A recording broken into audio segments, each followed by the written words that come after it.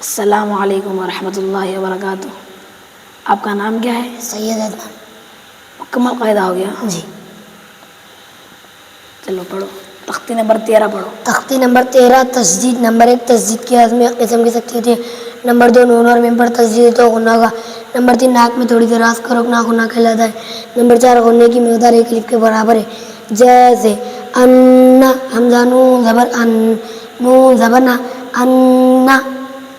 تختی نمبر 23 پڑھی. تختی نمبر 23 قلاب تنوین یا نون ساکن کا تیسرا قاعدہ. تنوین یا نون ساکن کے بعد با آئے تو نون کو میم سے بدل کر غنہ اور اقفا کے ساتھ پڑھیں گے. اس کو قلاب کہتے ہیں. ہجے مثلا مم بخلا کے اس طرح ہوگے. میم میم زبر مم با زبر با مم با خا دیخی مم بخی لام زبر لا مم بخلا. تختی نمبر 26 پڑھی. تختی نمبر 26 علامتی وقف یعنی قرآن پاک پڑھتے پڑھتے کس طرح ٹھہرے اور کہاں نہ ٹھہرے. اس کے نیچے لکھی علامت قرآن مجید میں جگہ جگہ بنی ہوئی ہے. اس کے موافق کو وقف کرے.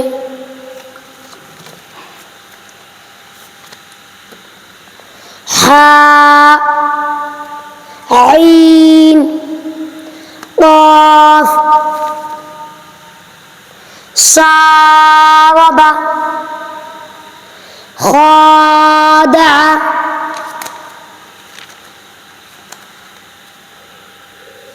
من اخیہ.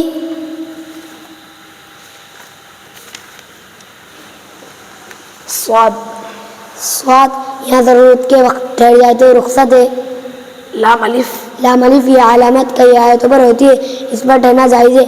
اور جہاں عبادت کے درمیان لام الف ہو یہاں ٹھہرنا جائز نہیں. ارجعی الی ربک راضیۃ مرضیہ الذین هم یراءون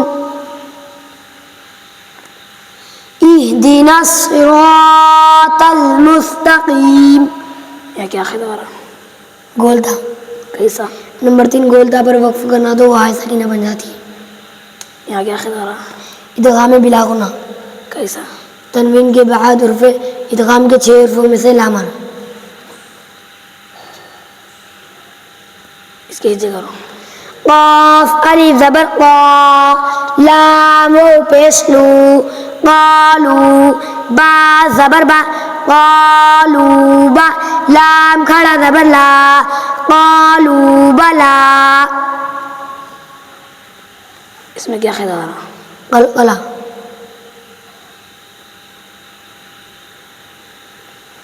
یہ پڑھو.